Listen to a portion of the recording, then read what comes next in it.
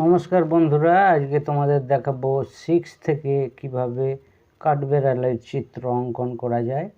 6টা তোমাদের এইভাবে আস্তে করে টেনে নিতে হবে।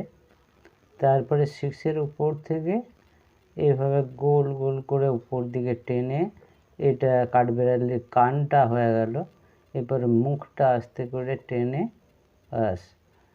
এরপরে সামনের পা দুটো করে নিতে হবে। এরপরে এটা পেট।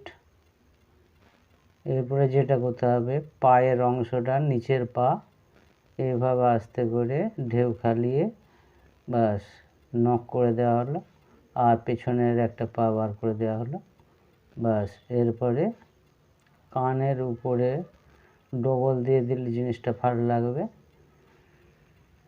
এবারে চোখ, মুখ, এরপরে পিঠে ওদের দাগ থাকে 3টে দিয়ে দেওয়া হলো ব্যাস, মোটামুটি হয়ে গেল। একটি কাজই বাকি রইল, সেটা হচ্ছে লেজের অংশ। তো লেজটা তোমাদের করে নিতে হবে, এইভাবে উপর দিয়ে তুলে গোল করে টেনে নেওয়া, বাস হয়ে গেল কাঠবেড়ালির চিত্র।